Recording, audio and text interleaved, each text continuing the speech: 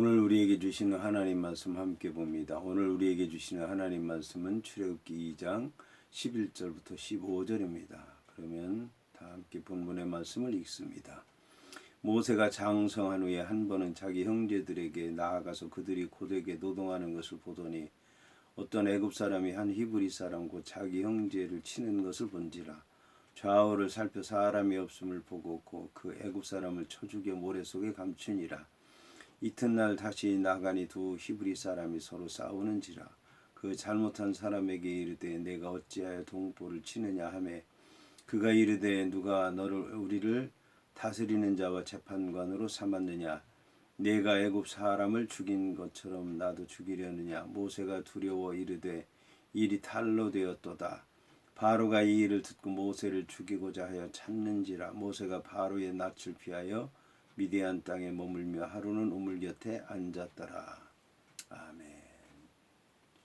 오늘 말씀의 제목은 살인자 모세입니다. 그러면 본문의 말씀을 통해 함께 은혜 나누도록 하겠습니다. 오늘 말씀은 모세가 장성한 후에 한 번은 자기 형제들에게 나아가서 그들이 고되게 노동하는 것을 보았다는 말씀으로 시작을 합니다.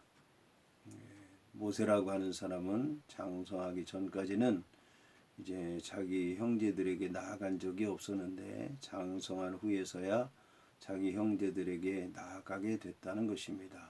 그래서 자기 형제들에게 나아가게 됐는데 한 번은 그들이 이제 고되게 노동하는 것을 보았다라는 것입니다. 여기서 어떤 애굽 사람이 한 히브리 사람 곧 자기 형제를 치는 것을 보았다는 것입니다. 좌우를 살펴 사람이 없음을 보고 그 애굽 사람을 쳐 죽여 모래 속에 감추었다고 성경은 얘기하고 있습니다. 이를 통해서 우리가 알아야 되는 것은 모세라고 하는 사람이 아주 어려서 애굽 땅에 이제 들어가 바로의 궁에서 자라기는 했지만 늘 그 마음 속에 자기 동족 이스라엘 사람 히브리 민족을 늘 생각했다는 것을 알 수가 있습니다. 그리고 그 현장에 가서 자기 동족이 고생하는 것을 보면서 아픔을 느끼게 됐고 치는 것을 보았을 때에 죽이게 됐다라고 하는 것을 얘기하는 것입니다. 이것은 이제 모세라고 하는 사람이 자기 형제를 얼마나 사랑하는가, 그리고 그들을 구하기 위해서 얼마나 많은 힘을 썼는가, 그의 모든 수고와 노력과 또 애쓴 것을 우리가 잘 알 수 있을 것입니다.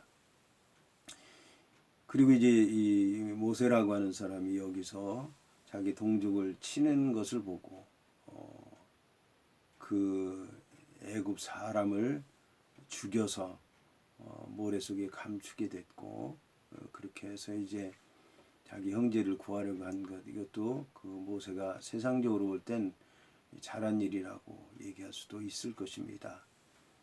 이것이 또한 애굽 사람의 사람을 다스리는 모습이기도 하고 자기 동족을 지키는 모습이기도 했을 것입니다. 그러나 이것이 하나님의 뜻에 합당하지 않았던 것입니다.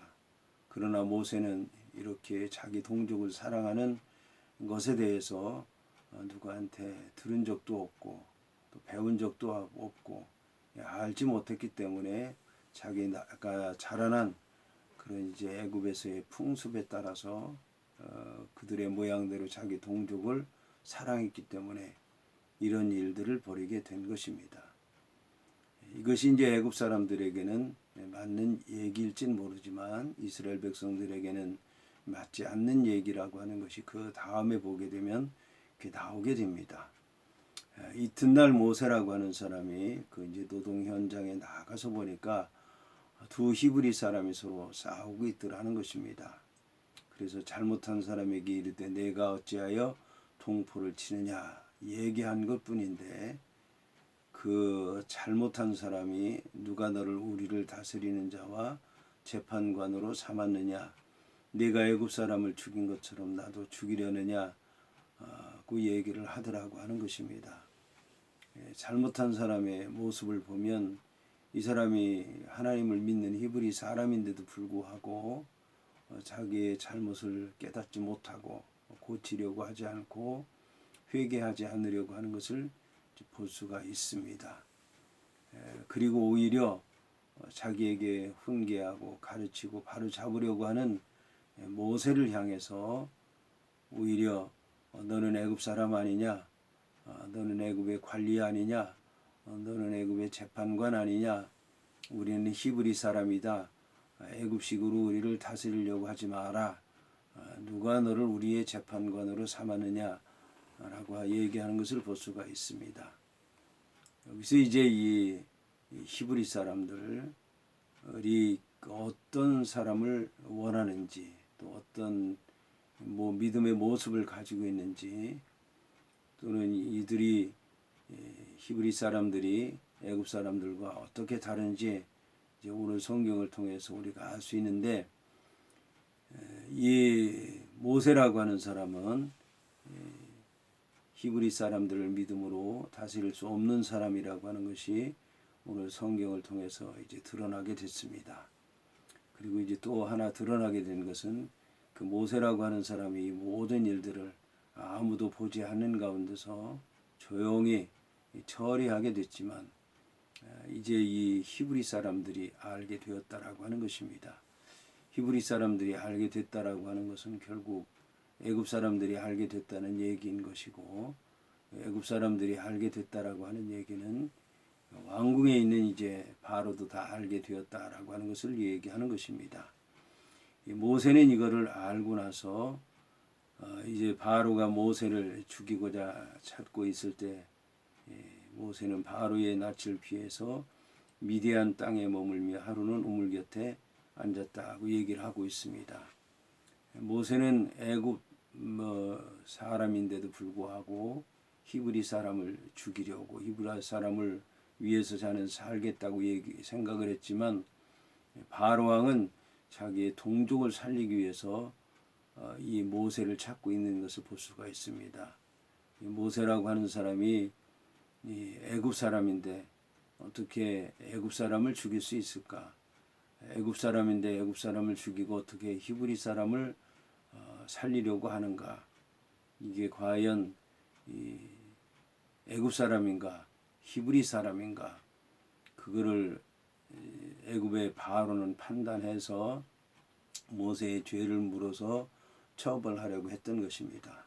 모세는 이제 여기서 자기가 재판을 받게 되고 히브리 사람이라는 게 드러나게 되고, 그러면 이제 자기가 죽음에 이를 수도 있다는 사실을 알게 되고, 이스라엘 백성으로부터도 떠나게 됐고, 그리고 이제 애굽 사람들로부터도 떠나게 됐고, 결국 이스라엘 사람도 아닌 애굽 사람도 아닌 제3자들이 사는 땅으로 가게 됐고, 거기가 곧 미디안 땅이 되게 된 것입니다.